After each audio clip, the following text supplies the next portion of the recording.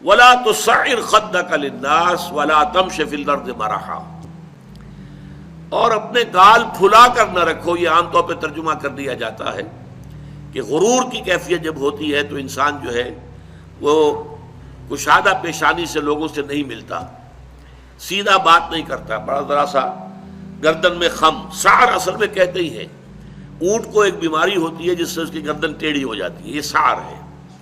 تو جس کو ہم اپنی زبان میں کہتے ہیں کج روخی. ایک آدمی آپ سے بات کرنا چاہتا ہے، آپ اس سے فیس نہیں کر رہے، اسے ذرا یوں کر کے بات کر رہے ہیں، گویا کہ براہ راست اسے ایڈریس کرنا، یہ اپنے مقام سے آپ بڑا فرو سمجھتے ہیں کہ یہ تو نیچے ہے، میرا مقام بہت بلند ہے. اسی طرح یہ جو کج کولاہی ہوتی ہے، کولاہ جو ہے وہ ذرا ٹیڑھا ہو، ٹوپی جو ہے وہ ٹیڑھی ہو سر کے اوپر، تو یہ کج روخی اور کج کولاہی یہ تمام چیزیں جو ہے یہ ولا تصعر خدک للناس. جب کسی انسان کو خیر کی توفیق مل جاتی ہے، بھلائی کی توفیق مل جاتی ہے، جب وہ فطرت کے راستے پر چل رہا ہے اور نیکی کے راستے پر چل رہا ہے، تو اب سب سے بڑا خطرہ جو اسے لاحق ہو جاتا ہے، شیطان جو ہے اس کے لیے سب سے بڑا گڑھا جو کھودتا ہے جس میں کہ وہ گرا سکتا ہے اس کو، اگر انسان جو ہے چوکس اور چوکنا نہ ہو، تو وہ یہ کہ غرور پیدا ہو جائے، زوم پیدا ہو جائے اپنی نیکی پر، اپنے تقوی پر، اپنی بھلائیوں پر، اپنی عبادت گزاری پر.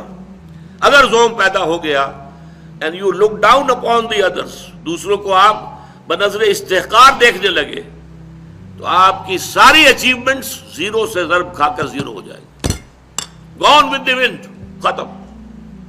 اس لیے یہ بہت بڑی بات ہے. حدیث میں آیا ہے لن يدخل الجنہ من کان فی قلبہ مثقال ذرۃ من کبر. وہ مثقال ذرہ پھر آ گیا، یا جنت میں ہرگز داخل نہیں ہو سکے گا وہ شخص جس کے دل میں ذرے کے ہم وزن بھی تکبر ہوگا. اور حدیث قدسی ہے الکبر ردائی، تکبر تو میری چادر ہے، مجھ پر راست آتی ہے.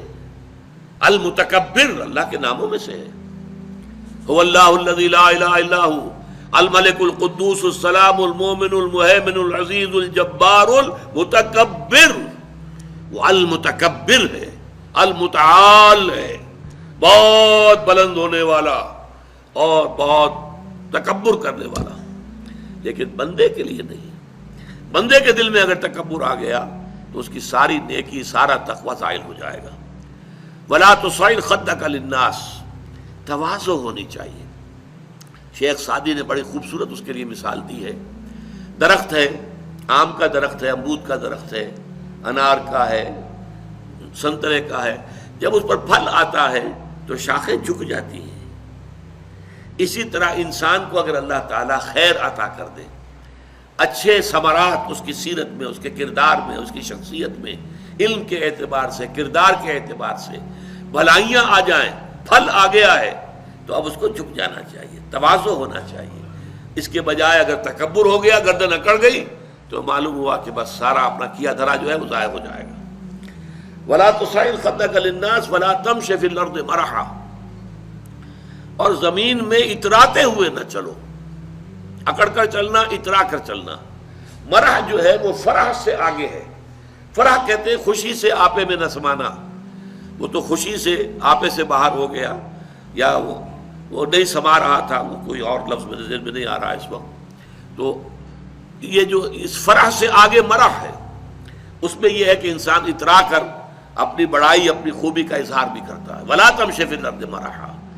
اب آپ دیکھیں گے کہ یہ مضامین جو ہیں قرآن مجید میں ان کی اہمیت کا اندازہ اس سے ہوگا. سورہ بنی اسرائیل کے 4 رکوع میں بھی آئے ہیں ولا تمش فی الارض مرحا، زمین میں اکڑ کر مت چلو، یہ وہاں بھی آیا ہے. اسی طریقے سے اور دوسرے مقامات پر سورہ الفرقان کے آخری رکوع میں بھی آیا ہے وعباد الرحمن الذین یمشون علی الارض ہونا. اللہ کے نیک بندے تو وہ ہیں جو زمین پر چلتے ہیں تو آہستگی کے ساتھ چلتے ہیں. وہ زور سے قدم مار کر نہیں چلتے، گردن اکھاڑ کر نہیں چلتے، گردن اکڑا کر نہیں چلتے. اور گردن بھی اکڑی ہوئی ہو اور سر کے اوپر ایک جو ہے صافہ، اس کا ترا بھی جو ہے وہ بڑا اونچا کر لیا گیا، تو اس سے کیا ہوتا ہے؟ انک لن تخرق الارض ولن تبلغ الجبال طولا. تم کتنے ہی زور سے پاؤں مار کر چلو گے، ہماری زمین کو پھاڑ نہیں سکتے. اور کتنی ہی گردن اکڑا لو اور کتنا ہی ترا چڑھا لو، پہاڑوں کی بلندی تک تو نہیں پہنچ سکتے۔ تو یہ در حقیقت مضمون بہت اہم ہے، متعدد مقامات پر آیا ہے، اور سورۃ الفرقان کا جو آخری رکوع ہے وہ تو ہمارے منتخب نصاب میں ہے، اور وہ تفصیل سے ہم پڑھیں گے۔ تو ولا تصعر خدك للناس ولا تمش في الارض مرحا ان اللہ لا يحب كل مختال فخور، یقیناً اللہ تعالیٰ کو بالکل پسند نہیں ہے جو اکڑ کر چلنے والے ہیں اور شیخی خورے ہیں۔ مختال کا لفظ بڑا پیارا ہے، یہ خیل سے بنا ہے۔ خیل جو ہے اعلیٰ نسل کا گھوڑا، بہت اونچی جس کی پیڈگری ہو، اگر آپ اس کی چال دیکھیں گے اس کی چال میں ایک تمکنت ہوتی ہے۔ جب انسان اپنی چال میں یہی تمکنت اختیار کرتا ہے تو یہ اختیال ہے، گویا کہ خیل کا سا انداز اختیار کرنا اپنے چلنے میں، خیل سے باب افتعال بنا اختیال۔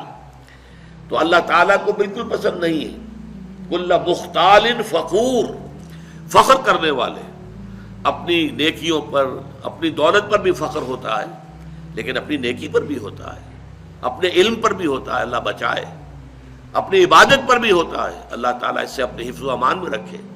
ان اللہ لا يحب كل مختال فخور۔